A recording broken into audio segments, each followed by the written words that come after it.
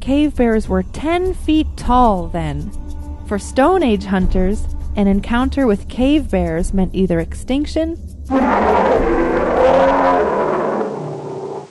or nourishment, warmth, safety, renewal of strength, and all the happiness they could find those days.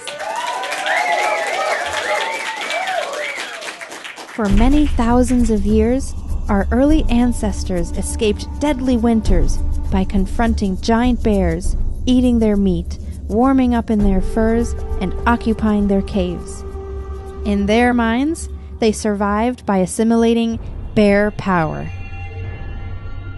Inside the caves that once belonged to the bears, sleeping near their skeletons, prehistoric men and women dreamed of immensely powerful bear creatures that, as distant relatives, had transferred the power of living to their clans.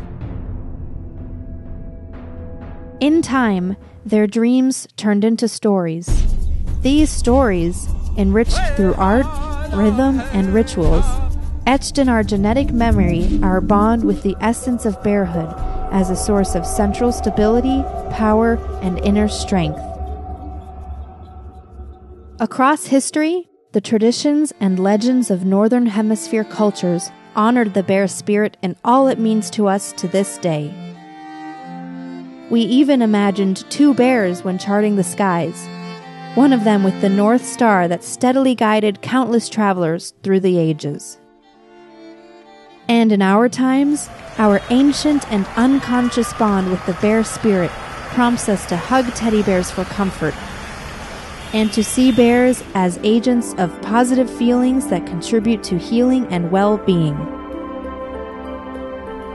Can this ancient bond with the bear spirit empower us today? Can the bear spirit make us more resilient, hopeful, and courageous? You can find out by entering a story like those dreamed in the Stone Age, a story about you, set in Dreamstone, and enacted today. In this story, you are camping with friends in the forest. After a very long hike, you find a cave, and too tired to put up your tents, you just manage to light a fire and crash in the cave. The story says that night you dream that you wake up and that your dream self discovers an opening in the cave, goes through it, and finds the bear spirit on the other side. The bear spirit offers you a drink that tastes of roots and honey. And soon the potion puts you at ease and helps you hear his thoughts.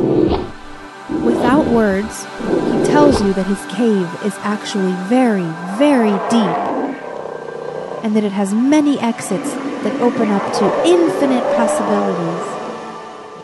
He invites you to know more about it and guides you through countless tunnels.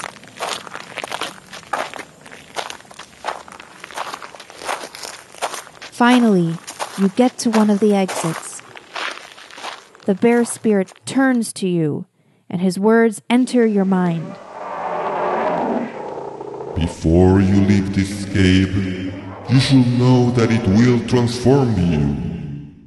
I know it because I am ancient and have walked through many pathways that have taken me to many places and changed me in many ways. In the firmament, I have traveled to the center of heaven, and watched all things created from the northern sky. In the underworld, I have reached the unimaginable power that springs from the core of creation. And then I have returned to the midworld to share it with creatures like you. In your world, I can smell right from wrong and always find my way. Knowing all realms, I know you better than you know yourself. I can help you find your place in the universe and guide you to the source of your own power. Now, the bear spirit approaches you, and he gives you a real bear hug. First, his hug is warm and fuzzy, but then the ancient bond stirs in your blood and catalyzes a fusion. You feel as he feels.